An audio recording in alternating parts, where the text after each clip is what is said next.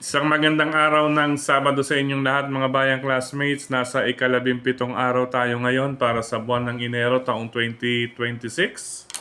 At patuloy tayo sa ating paglilibang sa mga pakarerang na ihanda at nabuo sa atin ng Philippine Jockey Club Handicappers at Philippine Racing Commission Handicappers na magsisimula sa ganap na ika-4 ng hapon mga bayang classmates. 7 races po tayo.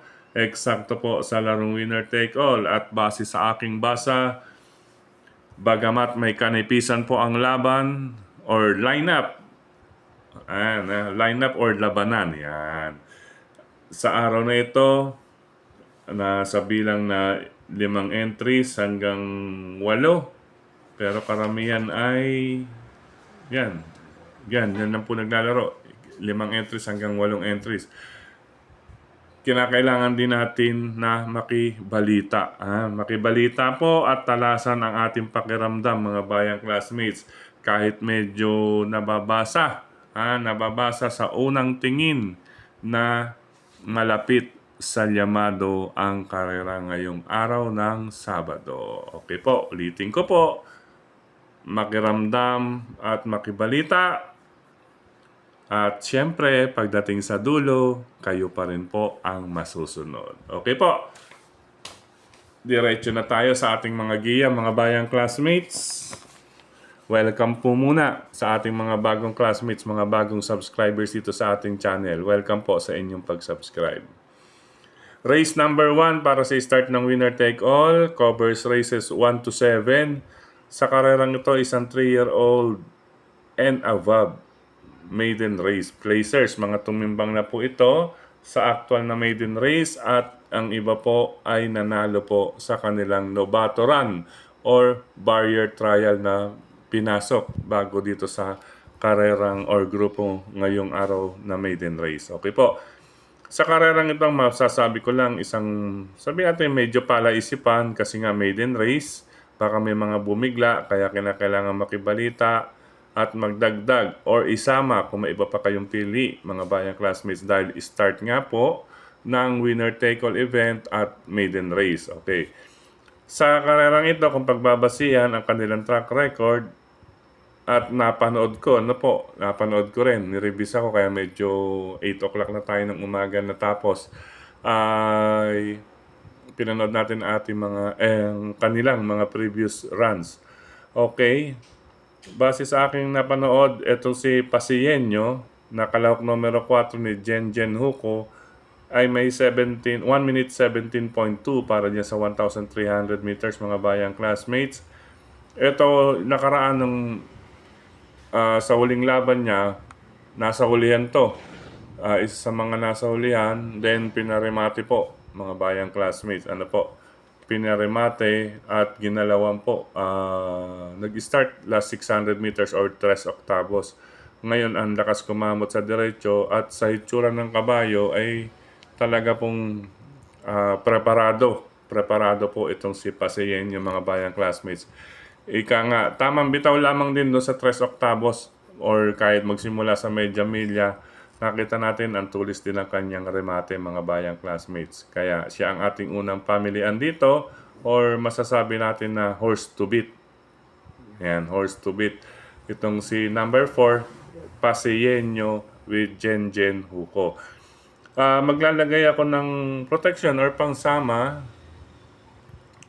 Itong kalahok numero 1A, si Darlie Bell, na sasakyan naman po ni O'Neil Cortez. Ito ay masama lang naging salida nakaraan, pero mahusay din pong rumemate mga bayang classmates. At medyo napadpad pa ito habang lumiliko or pumapasok sa huling kanto. Kaya sa ngayon, may kagandahan ng kanyang post position. Nasa stall number 7 siya, no? Si Darlie Bell. Ayan mga bayang classmates. Pagmasdan din po natin ito mamaya. Pwede rin pong i-forecast. Magandang pa-forecast. Dikit po sila nagkatalo nitong number 8 doon pagdating sa finish line. Pero sabi ko nga kung hindi naiwan or mas medyo naantala sa alisan, ay tinalo niya itong si number 8 sa datingan. Dikit. Ito ay malakas ang dating, buong buo pa. Kaya siya po ang aking pamproteksyon. 1A, Darlie Bell sa karera numero 1. Pwede rin pong pamorkas, medyo dihado pa yan. Okay po, pasayin nyo mga bayang classmates. Unang pamilya sa race number 1, may kalamangan base sa track record. Si Darlie Bell ang ating proteksyon, pwedeng pamorkas. At syempre, gaya nga na akin nabanggit, bilang maiden race, makibalita na lamang din po sa iba mga bayang classmates. Baka may mambigla. Good luck po. Race number 2 para sa Pick 6 covers races 2 to 7. Ito naman po mga non-placers. Same po, 3-year-old and above maiden race, non-placers. Medyo iba rito ay talagang alagain. Hindi alagain. Ay, kumbaga parang masasabi nating mga late maturing ito. Mga late maturing yan. Mga non-placers. Yung iba dyan, yan, nasa 5, 6 years old, 4-year-old, yan.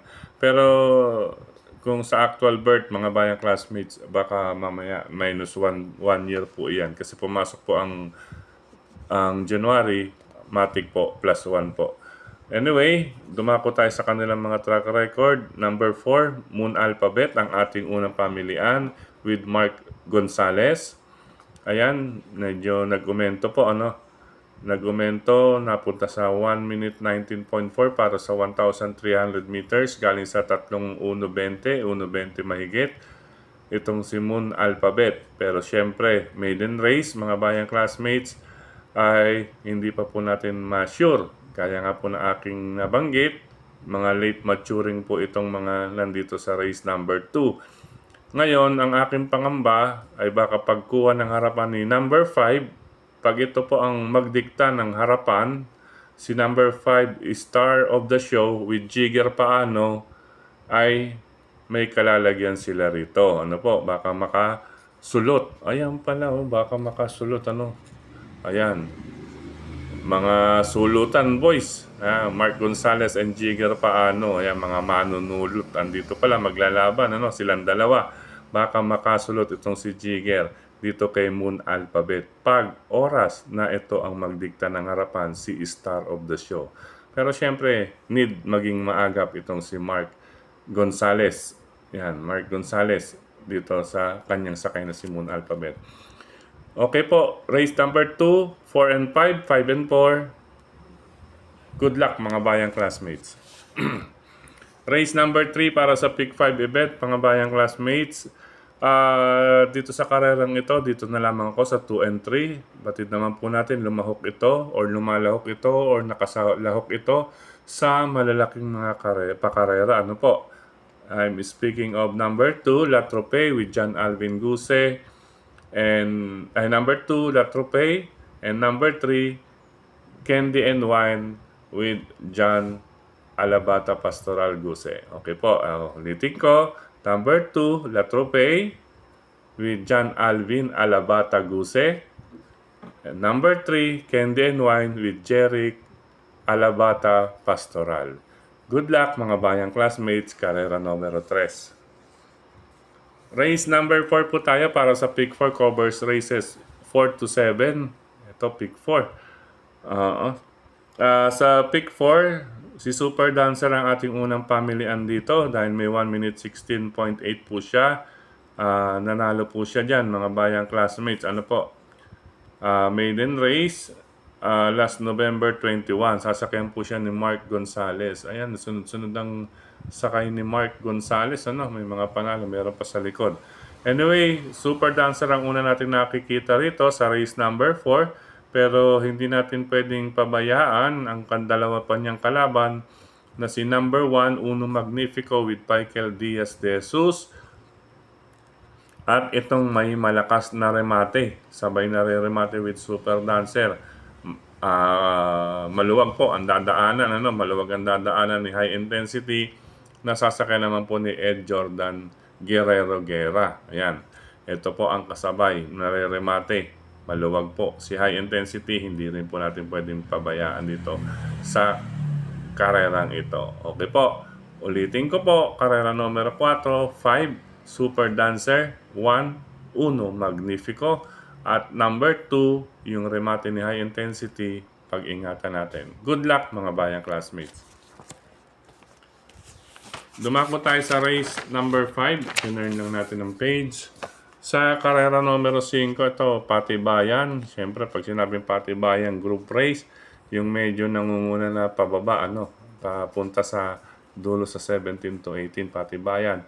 Sa karerang ito, kung re-revisahin mabuti, titingnan ang kanilang mga last 4 track records, ay lamang po ang couple entry na number 5. Ano po, bilang kalahok numero 5, itong sina Guest of Honor with Christian Lauron at Vincula at si Pendant with Andrew Bumbum Villegas. Ayan kung tutusin, mababasa naman po ninyo ay may kalamangan po ng bahagya. Since Patibayan or grupo ng mga nasa ibaba na, pero hindi pa naman to sagad, ay may kalaban pa rin. Ito, si Chef Cat, unang takbo ngayon sa baka Mabinyagan, madaan sa bagong pista.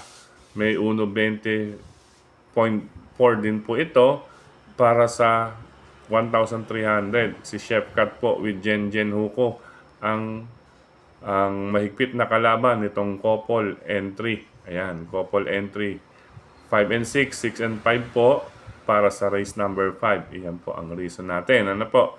Makikita naman po ninyo na tanging silang tatlo. Dalawang numero 5665 sa karera numero 5. Good luck mga bayang classmates. Depende po yan sa diskarte nila. Pag maaga, bumitaw, ay mauubusan. 1,300 po yan mga bayang classmates. Okay, sa race number 6, penultimate race, ito makibalita, isang palaisipan na grupo para sa aking pakiramdam. Ano po? Maliban sa numero 5, maaaring may makapanorpresa. Pero kung pagbabasihan natin ang track records, galing sa tatlong panalo bago masigundo ng huli, ay si VG po, kalahok numero 1, another Mark Gonzalez po ito, ang may edge o kaya masasabi natin may kalamangan sa grupong ito. Kumbaga 1,300 meters medyo binalansi po ito mga bayang classmates. Binalance po itong karerang ito. Dahil kung 1-4, talagang totally pass your paper kay VG dahil sa remate niya. At nasa magandang paboritong posisyon, magandang posisyon para sa kanya kung magparemate ito ay malapit sa tabing balya. Parang naalala ko tuloy yung tabing balya ay si Toberts Kalingasan. Si Bertong Balya kung tawagin. Anyway, ito si VG ay lamang. Kaya nilagyan natin ng slash. Pero since medyo palaisipan or pakiramdaman, ay isasama ko lamang po itong dalawa pa rin. Si 7 and 6. Si 7, si Gintong Hari with Raymar Simasio, antimano, huling pasok, paglarga or pagbukas ng aparato, maaring magdikta ng harapan at makabuo. Ayan. Kaya kailangan maging maagap din dito. Muli, si Mark sa sasakyan niya dito sa race number 6. Baka mamaya makaporma sa harapan itong si Gintong Hari dito sa karera numero 6. Ayan. Yan ang possible na mangyari. Hindi po natin binabaliwala. Ngayon, kung maaga magpapakawala, yan, magkakaagaran sila, may isa pa rin pong re-remate. Para sa akin, itong si number 6, Gintong Ariana with Jigger Paano. Kita ulit yung mga kasulot boys. Si Jigger Paano, maaring sumingit din dito. May remate rin po ito, si Magnolia Ariana. Nabitin to si Jigger nung isa, yung last race, yung number 8, Lucky No ba yun? Oo, sa kwadra ni Sir Nap Magno. Ayan, baka dito mapatuloy, makadihado to. Si Jigger kay Magnolia Ariana. But anyway, gumawa na lamang po ng separate na listahan. Isang single numero 1 para sa race number 6. At sa kabilang listahan, magtatlo po or may balak pa kayong ibang idagdag maliban sa numero 5. Good luck po, race number 6 mga bayang classmates. Last and final race tayo mga bayang classmates. Sa karerang ito, ayan, 6 and 4, 4 and 6. base sa kanilang mga track record, may mga 119 point something at saka 1 minute 20 point something. Sila pong dalawa ang may top choice dito, no? Top choice or top pick 4-6, 6-4 sa race number 7. Pero need nila maging maagap sa pagremate. Ano po? Maging maagap sa pagremate. Baka po makaporma itong si number 1. Kaya hindi natin binabaliwala. Si number 1 Marengo with Amon Raquel Jr. dahil may 118.4 ito kung ikukumpara sa kanila na 1 minute 19.4, 1 minute 19.6 at 120, baka naman makaporma sa harapan itong si Marengo. Lalo na po kung ito ay basa na ang leeg. Ayan. Asan nyo na yung pagbasa na ang leeg? Ika nga po ay naka-full tank. Ayan, naka-full tank. Pag ito yung maka-full tank mamaya, baka mamaya makaporma sa harapan. Hindi natin binabaliwala ang senaryo na maaring maganap na baka ang posibilidad na mapabayaan si Marengo sa harapan. Kaya kinakailangan maging maagap ang mga sakay ng number 4 advocacy, si Jomer Estorque at si number 6 Legeron with Bumbum Villegas. Okay po. Kaya sinasama natin si Marengo. Good luck po mga bayang classmates. 6, 4, and 1. Sa pagkakataong ito, muli maraming salamat sa inyong pagtutok, pagtangkilik, pagsubaybay. Higit sa lahat po ang pagtitiwala mga bayang classmates. At syempre, maraming salamat sa suporta palagi sa atin ni Sir Mel Tipalche, po, pagbibigay ng kopya sa atin para sa ating mga track records. Maraming salamat Sir Mel. Hello rin sa grupo ng Friend with Sir Dennis Gonzales. Siyempre si Tita Rich. At ang iba pa sa grupo ng Bren. Maraming salamat din sa mga admins at members ng grupo ng karerista sa social media. Kay Tokayong Frederick Avil. Hello sa Tokayong Frederick Avil. At syempre sa lahat ng mga subscribers, maraming salamat sa mga nagla-like, nag-heart, nagko-comment. Maraming salamat at syempre sa mga nag-share. Ayan, shoutout natin ang mga taga-Tondo. Ayan, happy Tondo Fiesta, no? Fiesta ng Tondo bukas, mga bayang classmates. Ayan, fiesta dyan sa Tondo. Kaya shoutout sa mga batang Morsak. Siyempre, nandiyan si kapatid na Sir Danny Maliksi. Yan, batang Morsak. Yan, Sir Danny Maliksi and Group dyan sa Tondo, Manila. Sa Memoriones po yan. Happy Fiesta sa buong Tondo. Bukas, mga bayan class. At siyempre, ngayong gabi pa lang, may mga patimpalak na dyan. Nagsisimula na ngayong araw ng Sabado. Happy Fiesta pong muli. Hello din po and happy racing kay Sir Robert Lasam yan sa Cagayan. And happy birthday ngayong araw kay Kagawad Nins de la Cruz. Kagawad Ninyo de la Cruz. Happy birthday. Barangay 367, Zone 37. Gayon din kay Don J. de la Cruz Duban. Yan. Happy birthday sa inyong dalawa, mga brothers. Yan sa Blumentritt, Santa Cruz, Manila. Barangay 367, Zone 37. Speaking of Blumentritt, happy racing po sa mga bayang karerista dyan sa Bayani OTB at doon sa may Tambunting. Hindi ko alam kung anong paki-message po kung anong pangalan ng OTB doon sa may Tambunting. Doon sa may stoplight. At syempre, speaking of OTB, bisitahin niyo po ang Kuya J2 Resto Bar and OTB ni Brother John. Yan, dyan po yan sa Oroqueta Street. Oroqueta, pagitan ng Recto at Diose. Pero near Diose, Oroqueta Street, near Diose, kailera po ng Genesis Bus Transit or Bus Terminal. Mga bayang classmates, dyan sa Kuya J2 Restaurant OTB, diyan po, masarap po maglibang mga bayang classmates. And siyempre, speaking of OTB, nandiyan pa rin po ang Pingping Lechon Restaurant in OTB with Cap Makachua. Yan, Pingping Lechon Restaurant in OTB located at A. Bonifacio, La Loma, Quezon City.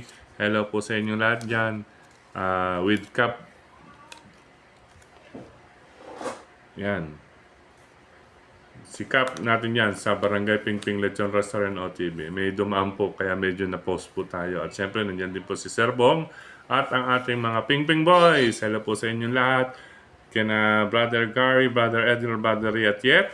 Siyempre, si Sir Roger Vargas. Sir Roger Vargas, hello po. Happy racing ngayong araw. Time is ba ngayon, Sir Roger?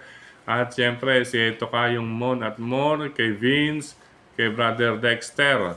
At siyempre, sa iba pa nating mga bayang classmates niya sa Ping Ping, Lechon Restaurant and OTB. Hello rin and happy racing kay Brother Jeffrey Escultura. Brother Jeff Escultura at kay Tito. Yan, lagi niya pong kasama yan si Tito. Brother Jeff Escultura. Yan. At syempre, speaking of OTB, hello and happy racing dyan sa OTB. Ano po? Sa Pork Barrel OTB. Pork Barrel OTB and Restaurant. Dyan po yan sa Kalayaan. Kalayaan, Mr. John. Sa may Quezon City. Owned by Sir Boyet. Hello po sa inyo dyan. And subukan niyo po dyan sa mga malapit sa may Quezon City Hall. Dyan po yan sa Kalayaan, Pork Barrel Restaurant and OTB ni Sir Boyet. May parking space po dyan. Maluwag po ang parking at talagang may nagbabantay po sa labas. Pwede pong yung sidewalk nila, pwedeng dalawang magkabuntot. Tapos yung sa gilid po ng kalsada, pwede rin po mag-park. Kaya kayang-kaya po mga 10 hanggang 12. 10 to 12. Yan, nasasakyan. Huwag po kayong mag-alala at talagang maganda po dyan sa Pork Barrel OTB ni Sir Boyet. Hello rin sa kanilang mga tellers na sina Grace at Hazel. Grace at Hazel, yan. At syempre, shout out din kay Cap Marvin Morales. Ayan, si Charles. Ayan, Cap Marvin Morales at kay Charles. At syempre, shout out din natin dyan ang nag-celebrate kahapon. Yan, happy birthday. Happy birthday and happy retirement. Ayan, sa grupo ng Manila Horsepower.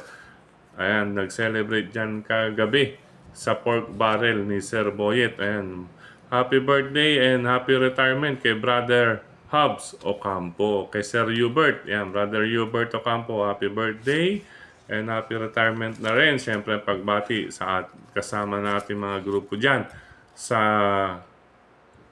Manila Horsepower. Siyempre, nandiyan si Sir Celso, nandiyan si Brother J, si Papsi, si Brother Chi, Brother Popoy, at ang iba pa nating kasama kagabi dyan sa Pork Barrel Restaurant and OTB. Yan, hello sa inyong lahat dyan. Siyempre, binabati ko rin yung ating bayang karirista dyan sa Pork Barrel na si Weng Arman Boy. Yan, hello sa inyo dyan.